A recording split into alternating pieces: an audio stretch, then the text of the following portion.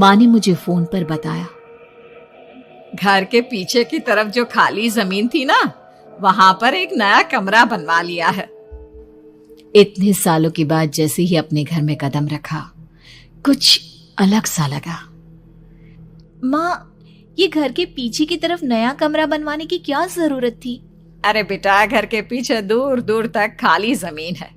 तेरे पापा को कई दिनों से लग रहा था कि यहाँ पर एक कमरा बनवा लेंगे तो ताजा हवा मिल जाया करेगी। अब तो ये सब छोड़ और चल जल्दी से दूध पी ले। माँ, मैं थोड़ी देर में पी लूंगी, आप सो जाओ।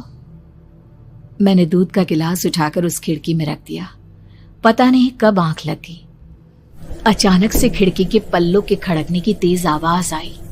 दूध का गिलास धड़ाम से जमीन पर आ गिरा। जमीन पर गिरते ही दूध का रंग लाल हो चुका था। मैंने खिड़की से झांक कर बाहर देखा। चारों तरफ धूप अंधेरा था। उस अंधेरे की तरफ से कुछ आवाजें आ रही थी, जैसे छोटे बच्चे आपस में खिलखिलाकर मस्ती कर रहे हो।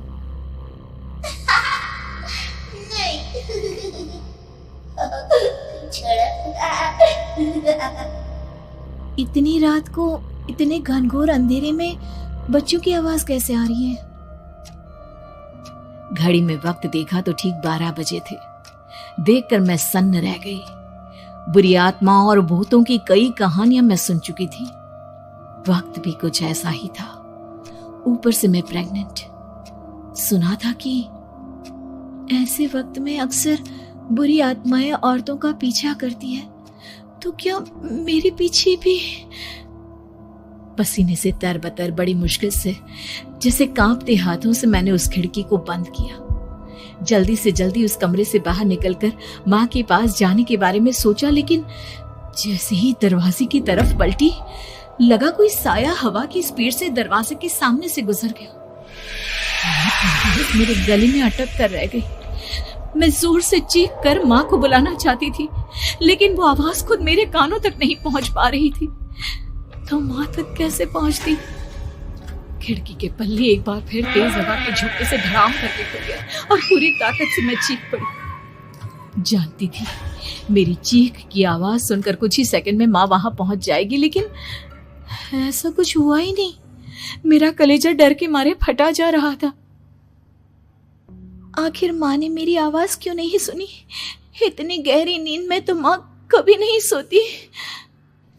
ठीक पीछे खुली हुई वो खिड़की। मुझ में इतनी ताकत नहीं बची थी कि मैं पलटकर उस तरफ देख भी सकूं। हवा का एक सनसनाता हुआ झोंका उसी वक्त मेरे कानों से आकर टकराया। लगा जैसे किसी ने दबी हुई आवाज में धीरे से मुझसे कहा, चली जाओ यहाँ से। मैंने दोनों हाथ अपने कानों पर रख लिए और एक बार फिर ताकत लगाकर जोर से चीखने की कोशिश की। माँ! पापा! मेरी आवाज उस कमरे की दीवारों से टकराकर वापस मुझे ही सुनाई दे रही थी। जितनी ताकत के साथ मैंने चीखने की कोशिश की थी, कुछ ही देर बाद उससे कहीं ज्यादा तेज और दर्दनाक चीख मुझे सुनाई देने लगी। ये आवाज ठीक मेरे पीछे खिड़की से आ रही थी। वो आवाज मेरे कानों में पिघलते हुए लोहे की तरह गिर रही थी। उन आवाजों में हैवानियत थी। वो आवाजें किसी इंसान की नहीं है, इतना मैं समझ चुकी थी। कांप रहे हाथों से मैंने अंधेरे में कुछ ढूंढने की कोशिश की। तभी अचानक मेरा हाथ बेड पर रखी टॉर्च पर पड़ा। किसी तरह ताकत लगाकर टॉर्च का बटन ऑन किया, लेकिन ये क्या? सामने दरवाजे पर 3 छोटी लड़कियां खड़ी हुई थी। उनके हाथ में स्टील के चमचमाते हुए चाकू थे। मैं घबराकर लड़खड़ाई और पीछे की तरफ हटी, लेकिन तब तक वो मेरे पास आ चुकी थी।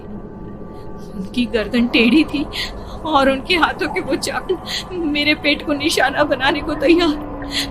मैं जोर से चीखी, नहीं, छोड़ दो मेरे बच्चे को, मत मारो, मत मारो, छोड़ दो मेरे बच्चे को।